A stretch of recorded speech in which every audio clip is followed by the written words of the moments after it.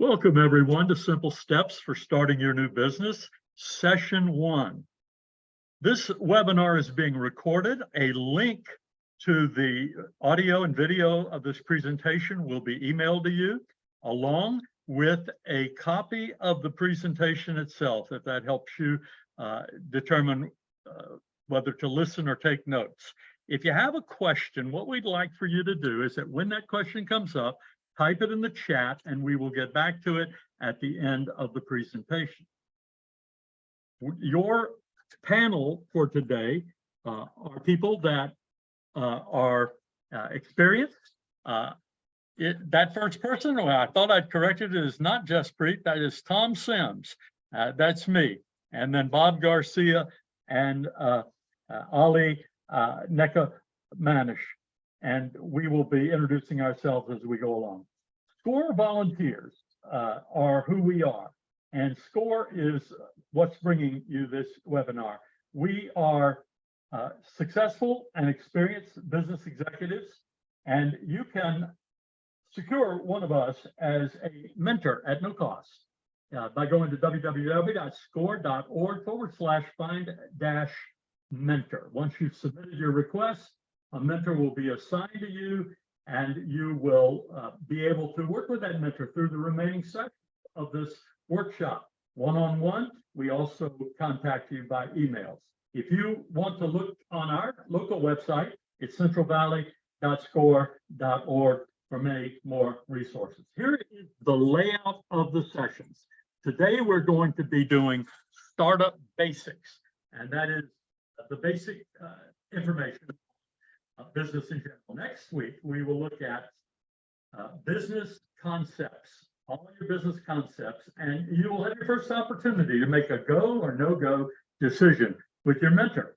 Session 3, we will delve into the marketing plan. Session 4, we will have experts on financial matters, and then Session 5 will be your funding options. We will have homework review sessions. You will have a mentor to help you with your homework and with developing your business plan, and we look forward to being with you. The key question today is, are you ready?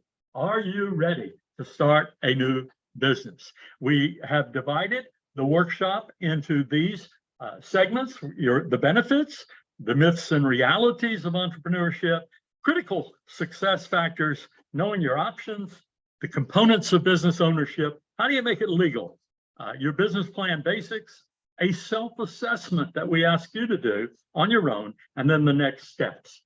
When you have completed this, I think you will notice you have some benefits. This process will help you develop a feasibility plan. It will take you through the decision-making process. It will provide you with the information to help make a go or no-go decision on your business idea. It has the core information to complete a business plan and to have that ready to present to bankers and investors. And it gives you the key directions that you need just to get started. There are some myths and some realities related to starting a business, of being an entrepreneur. Myth 1, an entrepreneur doesn't have to work or put in long hours. Why is that a myth? Because these are the longest, hardest, and most rewarding hours you will ever invest in anything, because you love it. Myth number 2, my product service is unique and there's no competition. There's always competition. There are no new ideas under the sun, but you are bringing your own values to this, and competition is good. It means it's a good idea. Myth number 3, business owners can deduct everything, so you won't have to pay taxes. We want you to make enough money so that you can pay taxes on it. You can deduct a lot of things, but not your lunch every day, and not your shoes and other things. Myth number 4, as a business owner, you won't have a boss. That's true. You will have a world of bosses. All of your potential customers will be your bosses. Your employees, in some sense, will be your bosses because you serve them. Your stockholders, your bankers, you have lots of bosses. Myth number 5, business owners get to do whatever they want to do. True, but not if they want to be successful. The reality is you could fail. After 2 years, 24% of all new businesses fail.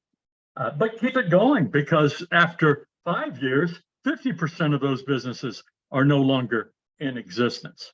However, look here, 50% are succeeding. Do you have what it takes? Well, the critical success factors are, do you have the education and experience in the field? Do you know what you're doing? Do you have a strong work ethic? Can you manage your time? Do you have the ability to manage and to multitask? Are you willing to ask for help and take advice from people who are qualified to give it? And do you have adequate capital? Can you put together the funds you need to do this business? Your essential considerations financially are, you need tools and equipment for certain businesses. You may need to lease space, so you will need to make improvements on that space. Licenses and permits you need to do this kind of business. Your professional fees, your initial inventory, your working capital reserve. Don't worry that you don't understand all of this. Write the question in the chat or prepare to discuss this with your mentor. More financial considerations are, while you're building your business, how are you going to live?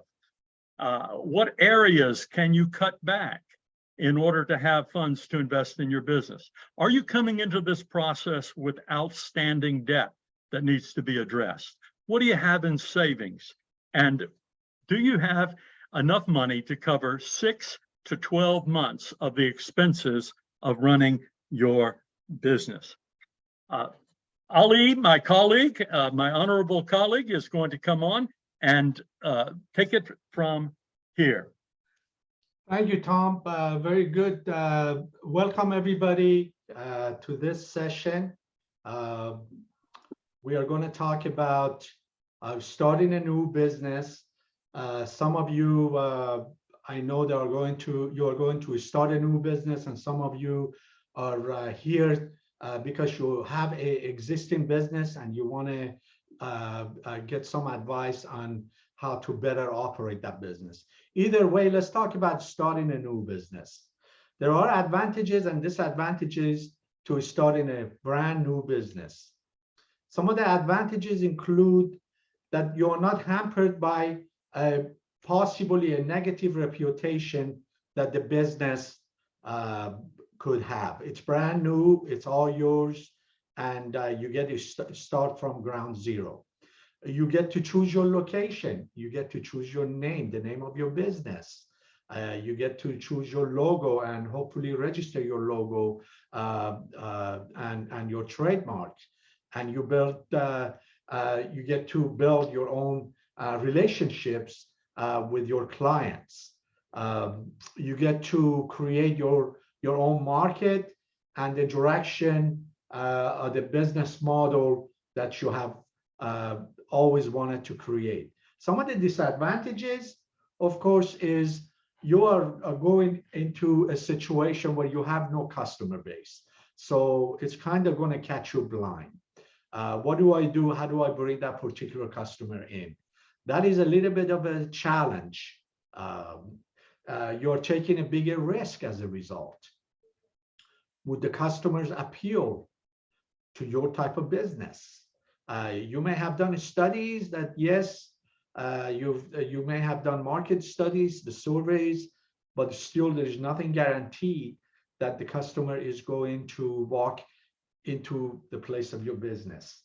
And you have no track record to go by. So that a lot of times is the issue for a brand new entrepreneur that wants to start a new business off the ground. Next slide, please. So buying an existing business also has its advantages and disadvantages. Some of the advantages of buying a new or existing business is there is established clientele. You already know who the clientele is. There is suppliers that are known. The supplier know you and you know them. The business has got a formula for success. It has a track record. It's got the financial records to prove that the business is actually a advantageous enterprise for you to make money. And since the business has track record, most financial institutions are more willing to take a look at your operations and loan you money for improvements in the operations or purchase of new equipment or expansions. Where are the disadvantages of buying an existing business is there could be issues that you're not aware of. There may be debts if you haven't done your what's called due diligence. There could be hidden debts that you're not aware of that you are going to get stuck with. Things like employment taxes. Did the previous employees, did the previous owner follow all the Department of Industrial Relations rules and regulations regarding his employees, like breaks, meal periods, and things like that, because you're going to assume his liabilities. Does the business have a good reputation with the public? Very important. So that could be a disadvantage. It's something that you want to really look into. As we mentioned, the employee issues are enormous. Do you want to take on some of the nuisance of having to deal with someone else's employees and their issues? And then there could be no guarantee that you are going to be successful in the endeavor, because there is a possibility that that previous owner had a connection with his client base and there was a loyalty built in there. So you want to study those factors and just make sure you're understanding all the dynamics before you purchase an existing business. The last slide that I'm going to cover now before I turn it over to my colleague is buying a franchise. There is advantages and disadvantages in the franchise. By the way, for the purpose of creating some validity to the conversation, I do franchising for a living. I sell franchises. I operate a large franchise, a regional franchise company based out of Fresno, and I also own my own restaurant businesses. So franchise is very near and dear to my heart. So what are some of the advantages of purchasing a franchise? Franchises have got a proven record. They have a proven service and they have a proven system, a system that works. It has worked for them. It's repeatable. There is the marketing and the power of the franchisor in terms of reaching the masses, because there is so many stores that carry the same name. There is the training system. There is usually an existing operations manual that you're just going to inherit, and all you have to do is follow it. There is the consulting relationship with the franchisor. At my office, we have franchisees that regularly contact us and seek consultations regarding their business challenges. There is access to other franchisees for help. There is other people in the system that might be able to help you. Some of the disadvantages is when you purchase a franchise, you follow somebody else's guidelines. The franchisor is already figured out how they are going to do business. When you buy a McDonald's, McDonald's is already figured out what they are going to serve, and they have figured out what customer bases they have in terms of repeat performance for sales and transactions into the restaurants. So the fact that they have already figured out how they are going to do business, it may be disadvantage to you, because you're starting a business and you want to be your own boss and you want to decide how things are done. Unfortunately, it doesn't work that way in a franchise.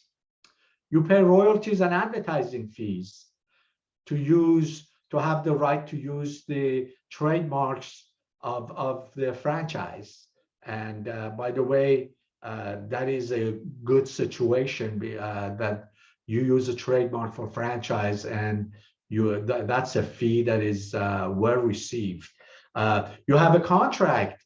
You have actually several contracts. There is the franchise agreement. That's the main contract that is derived from what's called the FDD, which is franchise disclosure document. And then there is the host of other agreements that you sign in terms of confidentiality and the way you do business, and if you are a corporation, what your responsibilities are to the franchise. And then the main thing you have to realize when you become a franchise is you have to know that you are following somebody else's methodology and directives. So before you get into a franchise, study all of that. There is obviously more advantages than disadvantages into having a franchise. So contact your SCORE consultant if you need any more clarity in terms of this particular business model. Now I refer to my colleague, Robert Garcia, who is a versed individual in business and banking, and I know he's got a lot. Thank you, Ali. Welcome, everybody. Let's continue on with the advantages and disadvantages of different types of businesses. Let's talk about home-based and remote businesses. Obviously, this type of business provides a convenient work location. Obviously, little overhead. Usually, the owner is so prop by yourself, and so you have a flexible schedule. There are tax advantages for a home-based business, but they're specific. It needs to be more than just working off the dining room table. You need to consult your accountant with what you can deduct, what you can expense or amortize. And obviously, you can hire people anywhere in the world. If you're working from home, so can they. The disadvantages, of course, is that you do face zoning and some types of restrictions. When you apply for your business license, the city will tell you if, in fact, you can run a home-based business out of your house in a particular location. There is the fact that you are isolated from others, which it can be an advantage and not a disadvantage. And find difficulty in finding financing. We're talking conventional financing here. As a retired banker, I can tell you that home-based businesses are oftentimes difficult to get approved for different types of financing. And there can be family distractions, obviously, if you have a family at home. Interruptions to doing business are common. Next slide, please.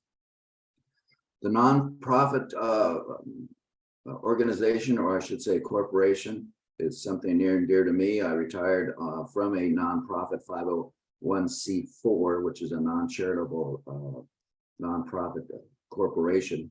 You may qualify for government or foundation grants.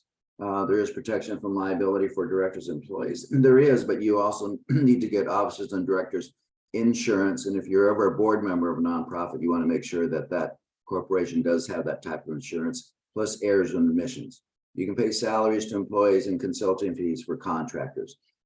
The disadvantages, of course, is that most focus on educational or charitable purposes and cannot profit from those who created the organization. All profits remain within the organization, and you need to apply and qualify for a 501c3 status and sales tax exemptions. It is a complicated process. Most people do hire attorneys to navigate that application process to qualify for a 501c3 status. Next slide, please. Online businesses, again, lower startup costs. There is obviously, since the pandemic, especially growing consumer acceptance to shop online. I know I do it personally much more than I did in the past. You expand your geographic reach any place in the world, obviously. The accessibility for customers is 24 hours a day, 7 days a week, and it should be. And flexibility for you to do business anywhere, anytime, and that is a big convenience. Low barriers to entry. There is much more competition as people have discovered that online business it can be very profitable. Consumers have higher expectations and less tolerant problems. They like to talk to people in person when there is a problem, and no personal contact, limited sensory for info for customers. For those of you who want to do everything online, sometimes that can be a disadvantage if you're not allowed to talk to people personally. Next slide, please. Components of owning a business. We can go on to this. I like this slide in particular because all of you are going into business because you have something to sell, something to offer, something you think you can make a business out of and earn what hopefully would be a better than average income. Whether you're making a product, selling a service, whether you're educated to be a therapist, a physician, you are the CEO, you are the executive director, you are the president of your corporation. The buck stops with you, and you would be that little green box right at the top. Unfortunately, to run a successful business, you need to know something or a lot about all of the blue boxes below that green box. So you need to ask yourself, what do you know about accounting, human resources, marketing? It should be marketing and advertising. You got to let the world know that you have a product or service to sell. How do you do that? How many of you can put together a 6-month marketing and advertising campaign? Do you even know the difference between marketing and advertising? And sales, and we're going to talk about sales in a few minutes. What is customer service, production, and fulfillment? All of these hats you will need to wear if you are, and you need to know them well if you are going to operate and manage a successful business.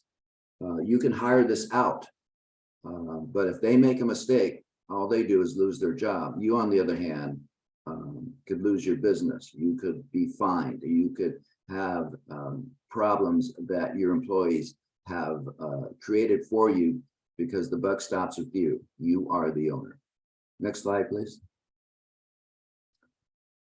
Marketing. Marketing is essential to bringing in customers. It can include a variety of functions: internet campaigns, email marketing, direct mail, word of mouth, business networking, paid advertising, trade shows, and much more. What's most important is you identify multiple strategies, and we're going to cover much more of marketing and advertising in our workshop number 3, the marketing plan. Next slide, please. Branding, building a brand recognition. What do you want your business to be known for? Low price, faster service. Where will you be advertising your business? You need to develop a market identity, and you do it through advertising. Next slide. Sales. There are many components of sales, more than just the presentation. Defining your target market, determining where they are and how you're going to reach them. Many entrepreneurs are resistant to selling, especially if they have never done it before. But when you own a business, you have no choice but to put on that salesperson hat. Finding your prospects, finding who they are, and how to reach them is all part of the process of reaching and selling and having a successful business. Next slide, please. So do you have the skills? Are you weak in any of the areas of the business operation? Can you take a course to improve your skills? If there are duties that don't fit your skills, can you hire employees or take on a partner or even outsource these tasks? Even if you're skilled in all these rules, you won't have time to handle them all. And this is the most important 2 sentences of this slide. Which are the most important to your business? Which will you focus on, and which can you delegate? As a previous business owner, I found out that I was a better delegator than I was a manager. And you cannot do all of it. You're going to have to learn to let go and delegate the roles that are needed to have a successful business. Next slide, please. Other critical factors: location. When determining location, you need to consider what kind of market you'll be selling to. Who's your competition? The distribution and merchandising of your product. How will you produce and deliver your product and service? For example, are you a destination type business, or do you require a lot of traffic? Do you need to be in a mall? Those kind of things, very critical. Very important to your business. Next slide, please. Other critical factors, your price. Your price is the strongest signal to the customer as the product is perceived value and the position in the market. Customers set the price. It shows what the market will bear. What is the cost? How does it compare to your competition? Do you offer credit terms? Do you offer discounts? Are you business to business, business to consumer? These are the things you need to determine before you open the doors. Next slide, please. This will be the last slide for me, and Ali will come back after this. Other critical factors is understanding your competition helps position your business. By studying your competition, you can figure out where your prices fit, how your guarantees compare to theirs, and what advantages and disadvantages they have. These are all the things that your SCORE mentor will help you with before you open your business and even after the doors are open. Ali?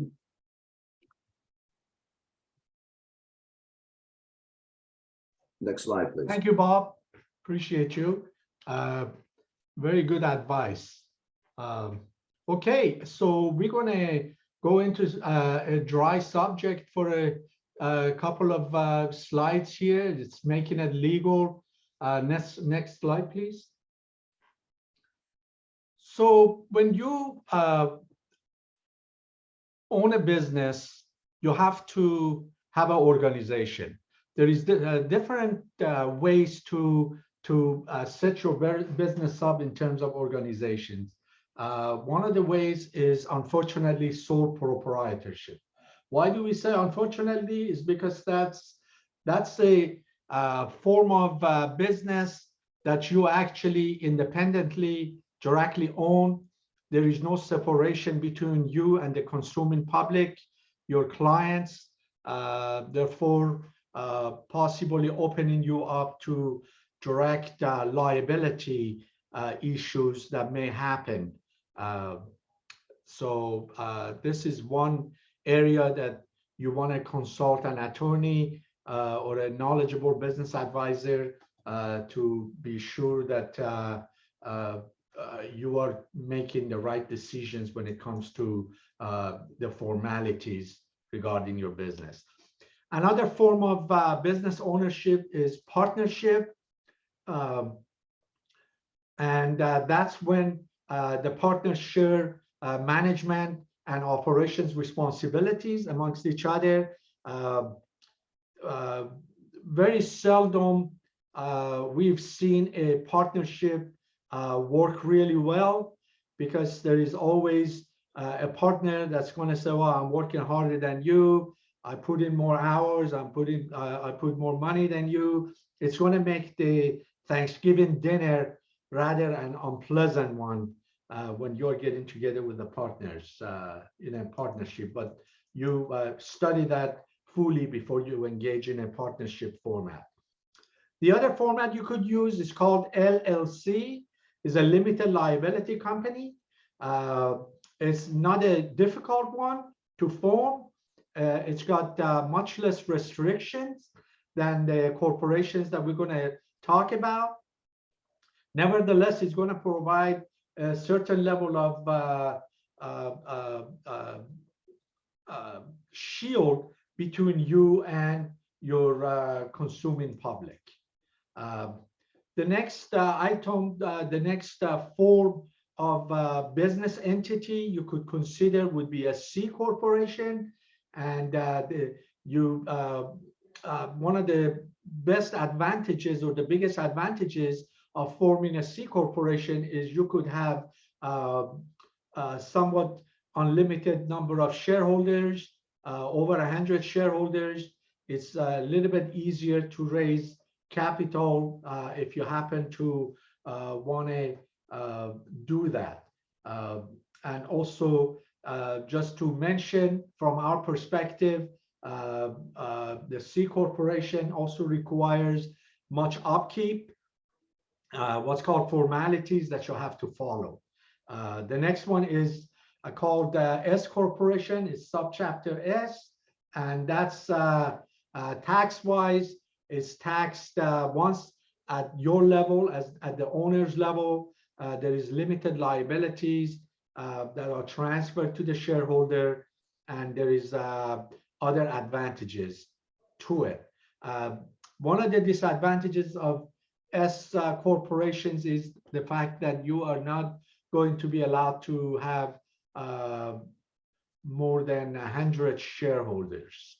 Now, this may not be a problem for you now, but if you happen to start a very a good business and you want to expand it into numerous businesses and you want to get shareholders, that may be a consideration where you discuss this with your attorney at the beginning and you form the right type of entity for yourself.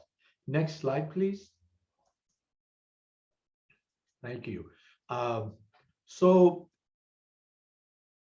there is a recommendation made in here for keeping it simple. My suggestion is that you consult a tax attorney and or a CPA and a business attorney to make sure that you are doing the right thing and you are setting it up with the way you want to be setting up your business. Next slide, please. Then there is, I'm sorry, the government regulations, and we want to make sure that we really cover this. Before I get into this, one of the single most prevalent reasons some of the businesses fail is when they try to have one hand over the government in terms of paying taxes, following the laws and regulations. Our advice at the SCORE to you is follow the law, the letter of the law, when it comes to managing your business, because that's going to help guarantee your continued success in the business. Now, when you start a business, you're going to need business licenses. You're going to need a license from the city to operate your business. Then you're going to need a resale permit that the California Department of Tax and Fee Administration provides for you upon the transfer of the business ownership to you, or if you're starting a new business upon you submitting your paperwork to the agency. Next item is the labor laws. Labor laws are quite restrictive in the state of California. We have one of the strictest, what's called the wage and hour regulations in the entire nation. We suggest that you familiarize yourself with it. There is some quite stringent rules governing hourly employees and salaried employees. Salaried employees are referred to exempt, and hourly employees are referred to as non-exempt. And the reference for exempt means exempt from overtime. We suggest that you attend any and all sessions that will teach you the regulations regarding labor laws. If you are going to start a business, make sure you have an employee handbook, and the employee handbook is updated to the current regulations. There is many different facets of preparing an employee handbook that is acceptable in the state of California. So please make sure you're well advised in that area. Then there is the immigration laws that govern employment of individuals within your system. And then, of course, there is the everlasting, the IRS and Social Security withholding payments. There are scheduled payments that on monthly and quarterly basis you have to make to these agencies. Familiarize yourself with it, get guidance from business advisors, CPAs, and attorneys and how this works, because when you are late with payments, there is some pretty severe penalties that surround these kinds of things. So be well advised in how to administer and manage the employment taxes both for federal and state. Next, please. There is, of course, insurance considerations, and those are, you got to make sure your property is fully covered in terms of liability and losses, fire, other hazards. Any kind of motor vehicle that you use in your system, you want to make sure it's properly designated, because if you use a motor vehicle in the system that's intended for your business use and you don't declare it with your insurance, and unfortunately, if there were a accident, your insurance company finds out that the car was not declared as a business transaction, they may not cover you. Then there is the umbrella policy that covers many facets of your insurance holdings, workers' compensations, which is required by law, that when you are in business and you have employees, you have to have workers' compensation insurance, health insurance. If you've got over a certain number of employees in your system, the law requires that you provide them with health insurance. Life insurance is something that you choose to offer your employees. We suggest that as a business owner, you undertake a life insurance for yourself for the purpose of continuity of your business. And then with your insurances, remember, you're going to need to ensure that your insurance covers business interruptions, power outages, lockdowns, or what have you, because that's when your insurance is going to kick in and cover your losses for the lack of proceeds and transactions for the days that you were not able to operate. So next slide, please. And the business plan basics, next. So hopefully to get in business, you're going to prepare a business plan. I know my friend Woody also co-consults with business plan sessions, and he's well versed on this. And we have others at SCORE that can advise you and provide consultations in preparation of your business plan. Be as it may, you need to have a working business plan before you get started in the business. What it does, it gives you a roadmap of how you plan to operate your business and what the challenges are, what the opportunities in your business are, how you're going to fund it, and how you're going to do the marketing, and how you're going to manage your employees. So please attend a business plan session with the SCORE. We have business plan ideas on the SCORE website, and of course there is the folks at SCORE that can also mentor you in terms of preparation. Additionally, the banks would require you to have a business plan before they go ahead and provide funding. Next, please. Every business, you're going to need several different people in your life. Some of them, unfortunately, some of them really is going to help you.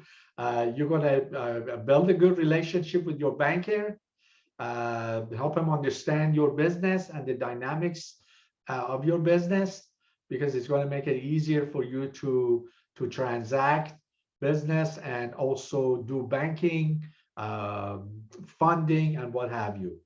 You want to get to know a business lawyer, someone who understands your type of business. Not all attorneys do business law. So you need to be specific in terms of what attorney you use to help you through your business challenges. Accountant, the same way. Not all CPAs and not accountants understand your particular business. So you want to choose an accountant that is familiar with your type of business. Insurance agents, yes, and we have insurance agents as mentors. And the last thing I want to say, besides the business mentors at SCORE, is you want to get to know a business consultant also who is very familiar with your business model to help guide you. And in here, I will go ahead and refer to my colleague Thompson. Thank you, Ali, and thank you, Bob. This is your self-assessment moment. Small business readiness self-assessment. It's a quick assessment. We're going to email it to you. That will include your strengths and your areas to work on with your mentor and other associates. We're not going to give you the 10 minutes right now, but that's about all it's going to take you. And then if you have time this week, find someone who will sit with you for 5 minutes and share it with them. But you can have a mentor between now and next week who will listen to that and will be happy to give you feedback. It covers the idea feasibility and questions related to that. Does it meet an unmet need? Is what you're offering something that could be expanded to include additional groups? It helps you to identify your market, who your potential buyers are.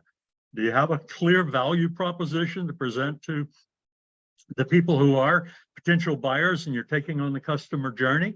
Can you implement it? Do you know what it takes to start it? Do you know what it will take to run the business? We've given you pointers to investigate. We haven't given you all the answers today. We'll work with you on that, on finding those. Funding. Do you know how to do it? We'll cover some of that. Do you have some funds, some skin in the game already to get started? Your personal readiness. Are you ready to work hard to make the commitment? And have you assessed the challenges? And do you have a plan to tackle them? Your homework, additionally, is to write a vision statement for your business. What does a vision statement include? Well, it's the overall purpose of your business. What are you trying to achieve? Why are you in business? Whose problem do you solve and how do you solve it? Describe the products and the services that your business provides and explain what's important to your business, the values that your business lives by. And we will have a homework session to review this homework at the beginning of next week's class. I think I'm going to give you a little more detail on that to clarify that for you. We really want to work with you. We really want to be your partner and your helper in this process. Be prepared to proceed by signing up for the series.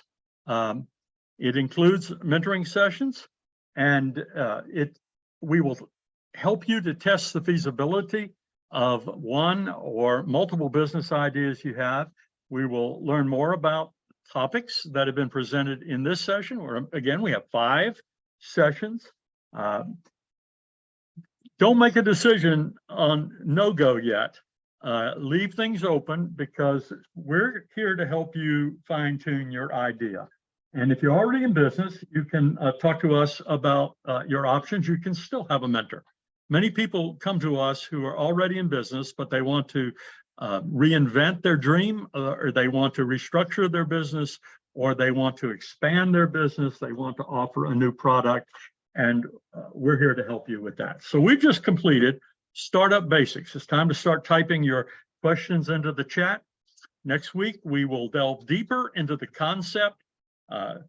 Session 3 always excites me. It's the marketing plan. It's taking the customer by the hand and leading them through the funnel.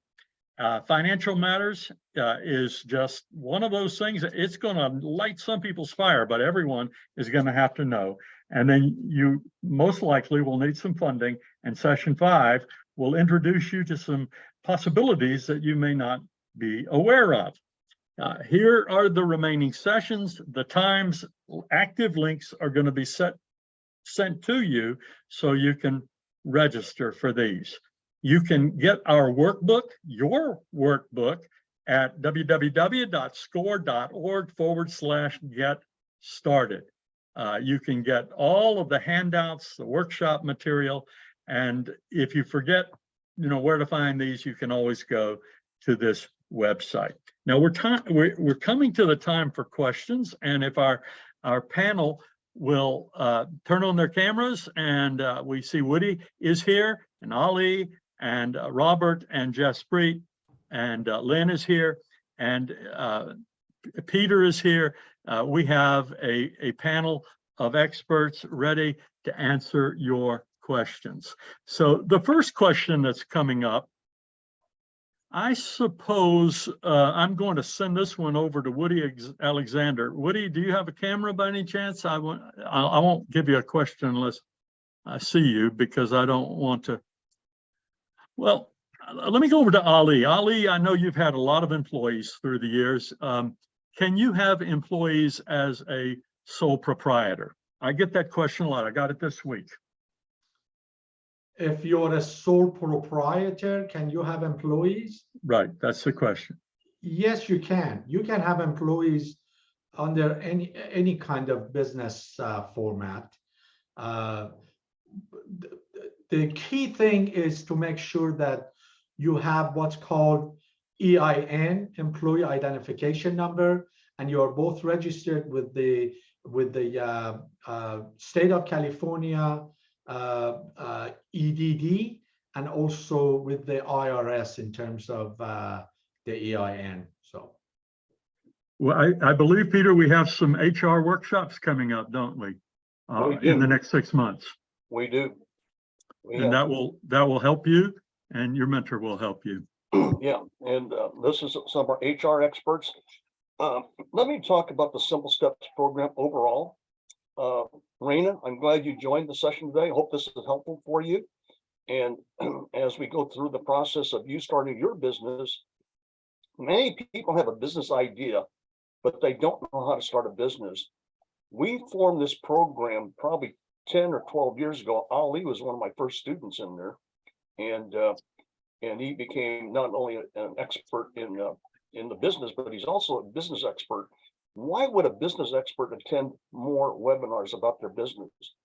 Because you're always trying to gain strength and information about your business. My hat's off to Ali and business owners like himself. That was, as long as he's been in business, he still goes out there and gets involved and see what's happening in the business world and what other people are providing. SCORE is the only national organization that put a program like this, because a lot of people might have a business idea, but they don't know if it's viable or if it's a hobby. As you notice, everything is focused on developing a business plan, the different segments of that business plan. That is critical. I always say to my business plan classes, people will spend more time planning a vacation versus a business plan, but yet that's the most risk they can take for their family and financial. So please, if you don't have a mentor, use a mentor and help them guide you. If you're not happy with a mentor, it's okay. Request a new mentor. You know, sometimes when you go into customer service, if that person's not treating you right, get someone else. We are here. We've got 10,000 volunteers can help you, regardless of the infrastructure or the type of business you're in. So I encourage you to team up with a mentor during the courses. You're going to have some information on the homework session that was foreign to you. Don't worry about it. Complete it as best you can. You're not going to break it, but go through it with a mentor, and they will help you guide you through that. I want everybody that leaves the class today to write on their forehead, "I'm not stupid." You're here to learn, just like the rest. We're going to learn from you, and hopefully you can learn from us. So nobody is stupid. Ask questions, and that's why we're here. And tomorrow we have one of the most critical topics why businesses fail, and that's record keeping. And this is a program we have called Ask Score Fridays. It's the first Friday of the month. Christina will send you the link to register for that. We got quite a few people on the call already, and we'd love to have you there. We'll answer these questions during the Q&A about your business. So it's not what we talk about what would be Ann's Nursery or Joe's Pizza or whatever. We want this information reflective of your business idea, from a hobby to making a viable business. And I'm turning back to Tom for any more questions we may have. Deborah has her hand up. Is it possible for us to unmute Deborah, Christina, so she can ask it? I assume that she would like to ask it. Otherwise, Deborah, could you type that question? Okay, while we resolve that, we have a question that I think would be, oh, there's Deborah. Deborah, you still need a little bit of unmuting and camera, but There was a prior question in the chat. yes, this question is, I'm going to pass on to Woody. Woody, small tutoring center wants to expand. Can SCORE help? You bet. There's numerous steps for a tutoring center to mainly you're going to need a lot of marketing to make sure people are aware of their presence, their capabilities, their specialties, and literally to get the message out as to how they can help and be part of. And with SCORE's help, that path becomes a lot easier, and at any rate, a good way to start down. And of course, the other aspects of tutoring, you've got to have the business healthy. You've got to have, as Peter was just saying, and Ali, the business plan and the aspects of your finances, your aspect of keeping records and keeping straight with the government on both the laws that impact your business and can set you, if you will, as an expert in the field. The short answer, send us your business plan and we can help you. Yes, we can help you, whatever the Business plan. ideas are. Business plan, whatever idea you have, business plan, and we can take it from there. I know Jaspreet knows the answer to this question from her industry, even though she heard it from someone and typed it in for us. What licenses, Jaspreet, do you need to start your health insurance agency? Thank you, Tom. And it's depending on the state where where you live. California state has a requirement to do 52 hours. You study the material before you go and sit for the license, and this is called life. If you're going to be doing life insurance policies, if you're going to be doing accidental policies, health policies, the license is called life, accident, and health insurance. So that you have to go through the state, California state processing to do that. Thank you, Jaspreet. I'm going to send this question over to Bob. Is this Deborah's question? Deborah, I've been sending a note to get her unmuted. Deborah, there's something you need. There you go. Go ahead and ask that question now, Deborah. No, I'm sorry. It's kind of off topic, but you talked about an employee handbook. Employee handbook? Yes. Deborah, that is a great question. We have a webinar coming up on that on March. What is that, Christina? March 1st. I'll put the link in the chat right now. Yeah. Deborah, that's an excellent question. A lot of small business struggling with a handbook. And even though you might have 5 or less employees, most businesses don't have one. Those that have 25 or more, they have one. But that is critical to, especially in today's environment. And that's a very timely subject. And again, we'll send that link to you. And we have an expert coming in with over 40 years experience. And he'll be coming from us from North Carolina. Deborah, I would have an employee in a handbook for one employee. In fact, I helped a client get one. She just has one, her first one. Oh, and there's a great link here for that webinar. Someone was going to chime in on that. Tom, I was just mentioning that I agree, regardless of number of employees, it's always good, advisable to have a handbook, because that sets the rules of the game between you and your employees. So and if you expand, nobody's grandfathered in on the relaxed system. Bob, I'm going to send this one over to you. People struggling, we're very reluctant to answer this question in a didactic way. People struggling with the issue of which structure is best for them, LLC, C Corp, S Corp, sole proprietorship, partnership. How should they approach that question in order to find the right answer? There's a number of things that you need to consider. Liability and usually tax implications are the things, two things that most people need to consider when they structure their business. Most people start as sole props, but as you expand and grow, you probably need to consider different types of structure for your business to protect yourself, not only from liability, but to minimize the amount of taxes that you pay. That is a discussion that you should really take up with your accountant and eventually your attorney. Okay, thank you for that answer. Those are two key words, accountant and attorney, because we never try to do that those professions work for them, and every situation is different, and you need to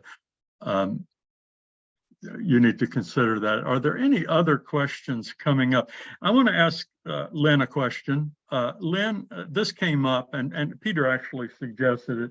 People who are already experts and have a long history of management, like you and everyone here, why would you attend a learning experience that's offered by SCORE when you already have a lot of experience?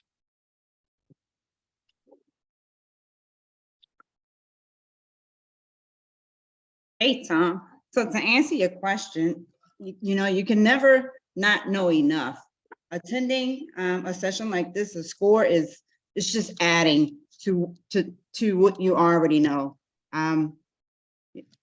The whole workforce or workplaces, as we all know, is expanding, and it's just a wealth of knowledge out there, never ending. So it's always good to sit in on a session just to see what new has been added.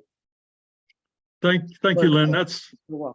I didn't mean to interrupt you. That's great, though. Leaders are learners, right? Here's a great question, and they apologize for being long, but it's complex. Do any of you have input for someone who started their business and realized there was more pre-planning and structural work that needed to be done? Have you ever had to pause everything you were doing and resume later? How would you restructure while continuing your business? Is it possible? Sorry for all the questions in one message. No problem. They're all related. Yes, yes, yes, yes, yes. Mentor, mentor, mentor, mentor, mentor. It's okay to step back. It's okay to rethink. It's okay to redream the dream and restructure. And everything can be paused, or there may be a way to continue while you pause.